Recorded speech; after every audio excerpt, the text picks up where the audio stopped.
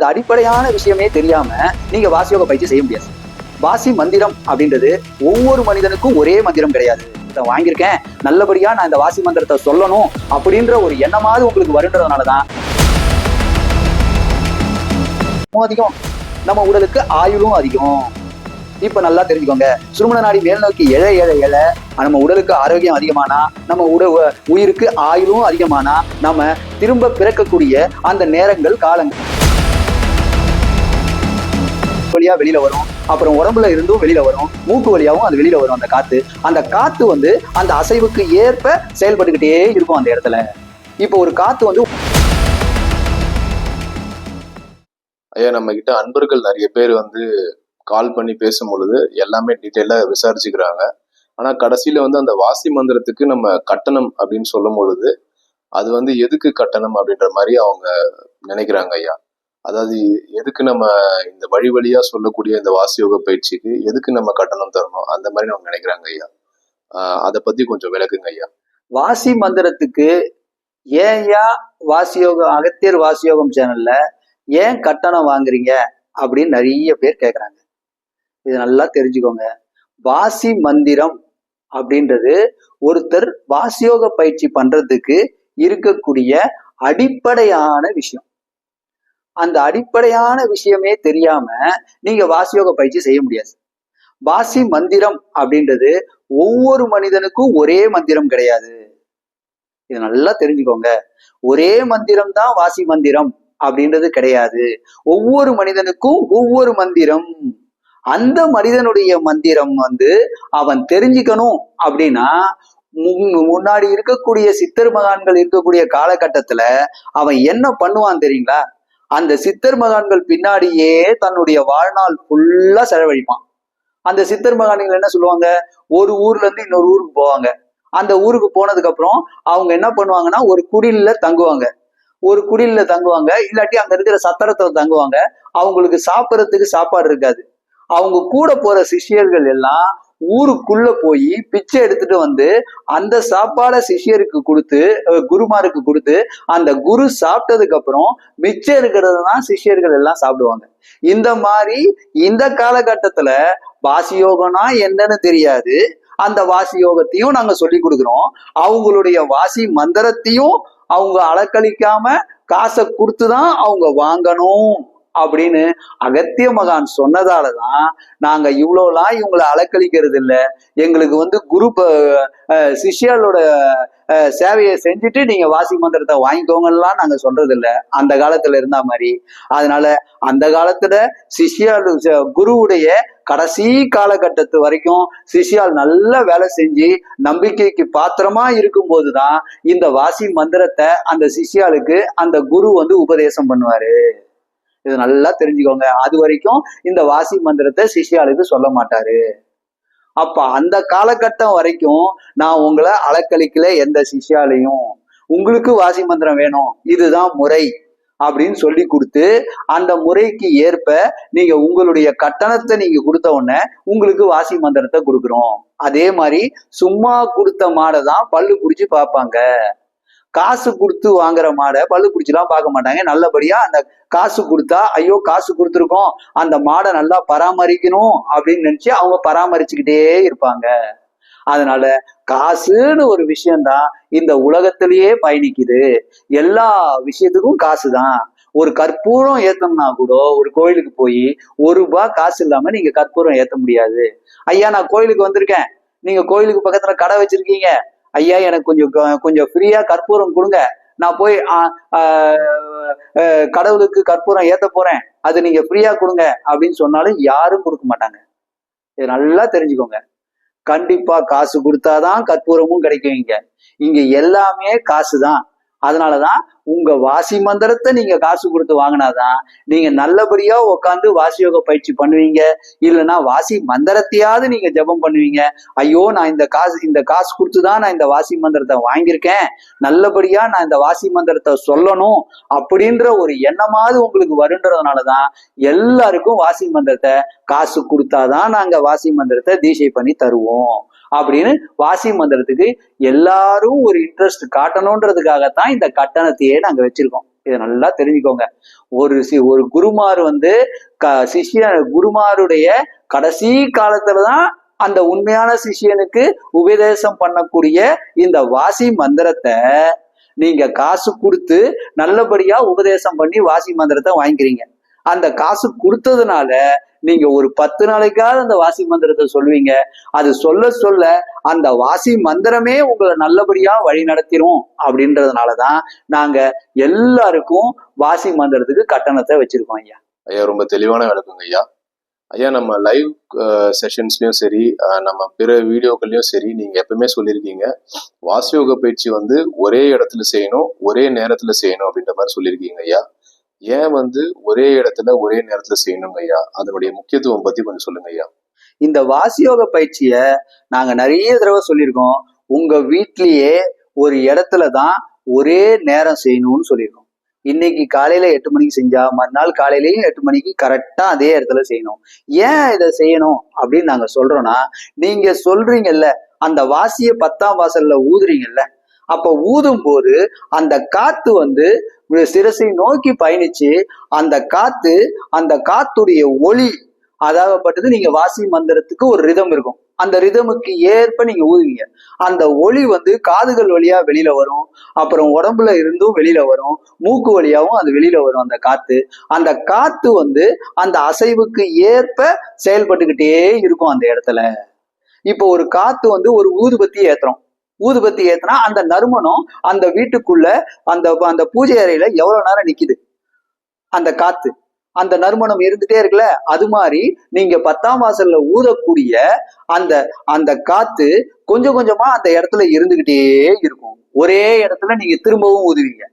அப்ப திரும்பவும் ஊத ஊத ஊத ஊத ஒரு நாள் கழிச்சு திரும்ப ஊதுவீங்க.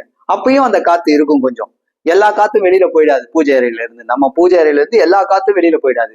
நம்ம எப்படி கற்பூரம் ஏத்தும் போது அந்த வாசனை உள்ளுக்குள்ள இருக்கோ, அதே மாதிரி ஊதுபத்தி ஏத்தும் போது அந்த வாசனை உள்ளுக்குள்ள இருக்கோ, அதே மாதிரி நீங்க வாசியோக பயிற்சி பண்ணும்போது அந்த மந்திர எழுத்துடைய அந்த ரிதமுக்குரிய அந்த காத்து அந்த இடத்துல சுத்திக்கிட்டே இருக்கும்.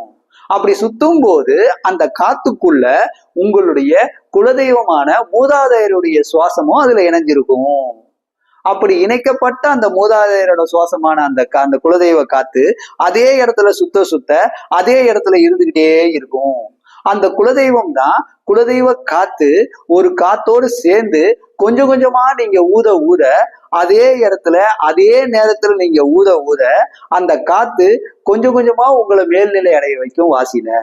அதனால ஒரே இடம் ஒரே நேரத்தை நீங்க பயன்படுத்ததான் உங்க வாசி கொஞ்சம் கொஞ்சமா மேல்நிலை அடையும். ஏன்னா அதே இடத்துல அந்த காத்து சுத்திக்கிட்டே இருக்கும். இன்னைக்கு சுத்தின காத்து நாளைக்கும் அதே இடத்துல சுத்தும். இது எல்லாமே உங்களுடைய குலதெய்வத்தின் மூலியமாகவும் நீங்க சொல்லக்கூடிய அந்த வாசி மந்திரத்தின் மூலியமாகவும் அது கொஞ்சம் கொஞ்சமா அங்க சுத்த அந்த மந்திரத்தை நினைக்கக்கூடிய அந்த புருவ மத்திய நோக்கி உள்ளுக்குள்ள இருக்கிற அந்த காத்து மேல் நோக்கி எழும்.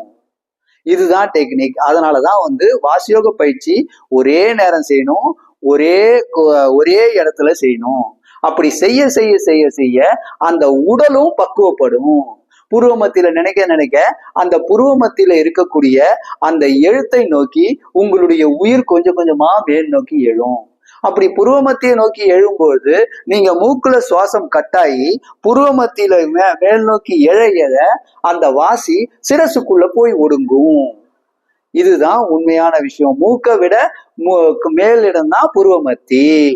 அப்ப மூக்கை விட மேலிடத்துல உங்க வாசி மந்திரத்தை நினைக்க ஒரே நேரம் ஒரே இடத்துல நீங்க நினைக்க அந்த வெளியில இருக்கக்கூடிய அந்த காற்று உங்களுடைய வாசிய மேல் நோக்கி எழுப்பும். அதுக்காகத்தான் ஒரே நேரம் ஒரே இடம்னு சொல்லியிருக்கோம். ஐயா ரொம்ப தெளிவான விளக்கங்க ஐயா. ஐயா நம்ம அன்பர்கள் நிறைய பேர் நம்ம கிட்ட பேசும் பொழுது வாசியோக பயிற்சி பத்தி விசாரிக்கிறாங்க, வாசி மந்திரம் வாங்கிக்கிறாங்க. அதுக்கப்புறமா பயிற்சி செய்யும் போது அவங்களுக்கு ஒரு மிகப்பெரிய கேள்வி ஒண்ணு வருதுங்க ஐயா. நான் இந்த பயிற்சி செய்து மேல்நிலை அடைந்தா இதுதான் எனக்கு கடைசி பிறவியா, இதுக்கப்புறம் நான் பிறக்க மாட்டேன்ல, தயவு செய்து அதை சொல்லுங்க அப்படின்ற மாதிரி கேக்குறாங்க. இப்போ வாசி பயிற்சி செய்யறவங்களுக்கு மறுஜனனம் உண்டா இல்லையா ஐயா? அதை பத்தி கொஞ்சம் சொல்லுங்க ஐயா. நிறைய பேர் கேக்குறாங்க, வாசியோக பயிற்சி செஞ்சா மறுஜனனம் உண்டா இல்லையா, இல்லாட்டி வாசி மந்திரத்தை ஜபம் பண்ணா மறுஜனனம் உண்டா இல்லையா அப்படின்னு சொல்லி கேக்குறாங்க. கண்டிப்பா ஒரே ஒரு விஷயம் நல்லா தெரிஞ்சுக்கோங்க. நீங்க வாசியோக பயிற்சியும் வாசி மந்திரத்தையும் ஏன் ஜபம் பண்ணணும்னு ஃபர்ஸ்ட் தெரிஞ்சுக்கோங்க. இப்போ வாசி அப்படின்னா என்ன அப்படின்னு பார்த்தா, வாசி அப்படின்னா சந்திர நாடி, சூரிய நாடி, சுழுமுன நாடி, இந்த 3 காற்று நாடிகளும் நம்ம உயிரை இயக்குது. நம்ம உடலுக்குள்ள இருக்கிற அந்த 3 நாடிகளையும் இந்த உயிர் தான் இயக்குது. இந்த 3 நாடிகளுமே ஒரு விதமான நரம்பு துடிப்பு கிடையாது. இது 3 நாடியுமே காற்று தான். நம்ம மூக்குல சுவாசம் இழுக்கக்கூடிய அந்த காற்று உடம்புக்குள்ள போய் வயிற்றுல ஒரு இடத்துல இடிச்சு அந்த இடத்துல ஒரு சின்ன நெருப்பு உருவாகிறது தான் சுழுமுன நாடி. அந்த நெருப்பு தான் நம்ம உடலை வளர்க்குது. நம்ம உடல்ல இருக்கக்கூடிய ஜீரண சக்தியை அதிகப்படுத்துது. நம்ம உடம்புல இருக்கக்கூடிய சக்தியை எல்லா இடத்துக்கும் பரவ வைக்குது. இது எல்லாமே இந்த காற்று நாடிகள் தான் செயல்படுது. இந்த காற்று தான் நம்மளுடைய உயிர். இதை நல்லா தெரிஞ்சிருக்கும். உங்க எல்லாத்துக்கும் தெரிஞ்சிருக்கும். நம்ம உடம்புக்குள்ள ஓடுற மூச்சு காத்து தான் நம்மளுடைய உயிர்னு நல்லபடியா எல்லாருக்கும் தெரிஞ்சிருக்கும். அப்படி இருக்கிற அந்த மூச்சு காத்துனால உருவாக்கக்கூடிய அந்த சுழுமுன நாடி, அந்த இடிச்சு வரக்கூடிய அந்த சுழுமுன நாடி கொஞ்சம் கொஞ்சமா கீழ் நோக்கி எழும், கீழ் நோக்கி போய்கிட்டே இருக்கும். நம்மளுடைய வாசியுடைய விரயம் அதிகமாக அதிகமாக நம்மளுடைய வாசியுடைய விரயம் அதிகமாகிட்டே இருக்கும். நம்ம ஓடுறோம், நம்ம ஆடுறோம், அதுக்கப்புறம் நிறைய நம்ம குழந்தைங்களோட பேசுறோம், நம்ம நிறைய இடத்துல நம்ம வாசியை வீணடிக்கிறோம். அப்படி வாசியை வீணடிக்க அந்த சுழுமுன நாடி கொஞ்சம் கொஞ்சமா கீழே இறங்கிட்டே இருக்கும். அப்படி இறங்கப்படுற அந்த சுழுமுன நாடி நீங்க வாசியோக பயிற்சி பண்ணி நீங்க 10ஆம் வாசல்ல ஊத அது மேல் நோக்கி எழும். வாசியோட அந்த சுழுமுன நாடி எவ்வளோக்கு எவ்வளோ மேல் நோக்கி எழுதோ அவ்வளோக்கு அவ்வளோ நம்ம உடலுக்கு ஆரோக்கியமும் அதிகம், நம்ம உடலுக்கு ஆயுளும் அதிகம். இப்ப நல்லா தெரிஞ்சுக்கோங்க. சுழுமுன நாடி மேல் நோக்கி எழ எழ எழ நம்ம உடலுக்கு ஆரோக்கியம் அதிகமானா, நம்ம உயிருக்கு ஆயுளும் அதிகமானா, நம்ம திரும்ப பிறக்கக்கூடிய அந்த நேரங்கள் காலங்கள் தள்ளி போகும். அப்படி தள்ளி போகும்போது அடுத்த ஜென்மத்துல வரக்கூடிய பாவங்கள், அடுத்த ஜென்மத்துல வரக்கூடிய கர்மாக்கள் எல்லாத்தையும் நம்ம இந்த ஜென்மத்திலேயே அனுபவிப்போம். அப்ப இந்த ஜென்மத்திலேயே அனுபவிக்கும் போது நமக்கு அடுத்த ஜென்மம் அப்படின்றது கொஞ்சம் தள்ளி போகும். அப்போ வாசி மேல ஏற ஏற அடுத்த ஜென்மங்கள் தள்ளி போகும். வாசி சிரசுக்குள்ள ஒடுங்கி மேல்நிலை அடைஞ்சா திரும்பவும் ஜென்மங்கள் தள்ளி போய்கிட்டே இருக்கும் பல வருஷங்கள். இதுதான் உண்மையான விஷயம். இதை நல்லா தெரிஞ்சுக்கோங்க. நீங்க உங்க வாசிய குலதெய்வ மண்டலத்துமான குதிரை நிலைக்கு கொண்டு போயிட்டீங்கன்னா உங்களுடைய ஜென்மம் 6 மாசம் தள்ளி போகும். அதே நீங்க அன்னப்பறவை நிலைக்கு போயிட்டீங்கன்னா உங்களுடைய மறுஜென்மம் வருஷமா தள்ளி போகும். அதே நீங்க 2 அங்குல சுவாசமா உங்க சிரசுக்குள்ள ஒடுக்கிட்டீங்கன்னா பல வருடங்கள் தள்ளி போகும். இப்படி உங்களுடைய பிறப்பு தள்ளி போக உங்களுடைய உடல் ஆரோக்கியமும் அதிகமாகும், உயிரின் ஆரோக்கியமும் அதிகமாகும். பிறப்பை தள்ளி தள்ளி போட நீங்க மறுபிறப்புக்கு லேட்டா வருவீங்க. இதுதான் வாசியோக பயிற்சியில வரக்கூடிய முதல் நிலை. இதை நல்லா தெரிஞ்சுக்கோங்க. அப்போ வாசிய சிரசுக்குள்ள ஒடுங்க நீங்க உங்களுடைய பிறப்பையும் தள்ளி போடலாம். பிறவாத நிலையே வரும் அப்படின்னு பார்த்தா கண்டிப்பா கிடையாது. பூமி சுத்த பூமியுடைய வருஷத்துக்கும் வாசி சிரசுக்குள்ள ஒடுங்கி மேல்நிலை அடைஞ்சா அதனுடைய வருஷத்துக்கும் அந்த வாசி ஆனா அந்த உயிர் இந்த பூமிக்கு வரக்கூடிய வருஷங்களும் மாறும். அப்ப வருஷங்கள் மாற நீங்க சிரசுக்குள்ள ஒடுங்கும் போது 3 அங்குல சுவாசமா இருக்கும் போது உங்களுடைய சுவாசத்துக்கு ஒரு நாள்னா இந்த பூமிக்கு 1 வருஷம். அப்ப நீங்க கணக்கு பண்ணிக்கோங்க. கொஞ்சம் கொஞ்சமா நீங்க கணக்கு பண்ணிக்கோங்க. சிரசுக்குள்ள ஒடுங்கி உங்க சுவாசம் 3 அங்குலமா செயல்படும் போது உங்களுடைய மறுபிறப்பு இந்த பூமிக்கு அந்த சிரசுக்குள்ள ஒடுங்கி 1 அங்குலமா நீங்க செயல்படுற ஒவ்வொரு நாளும் இந்த பூமிக்கு ஒவ்வொரு வருஷம் தள்ளி போகும் உங்களுடைய மறுபிறப்பு. அப்போ அந்த வாசி செய்யக்கூடிய ஒரு செயல் இந்த பூமிக்கு வர்றதுக்கு 1 வருஷம் ஆகும். அப்ப பாருங்க, அப்ப எப்படி உங்களுடைய ஆயுள் அதிகமாகும், உங்களுடைய உடல் ஆரோக்கியம் அதிகமாகும்ன்றத நீங்க பாத்துக்கணும். இப்படிதான் உங்களுடைய ஆயுளும் உங்களுடைய ஆரோக்கியமும் அதிகமாகிட்டே இருக்கும். அதே மாதிரி நீங்க வெறும் வாசி மந்திரத்தை ஜபம் பண்ணீங்கன்னா உங்களுடைய 6ஆம் அறிவு எழுப்பப்படும்.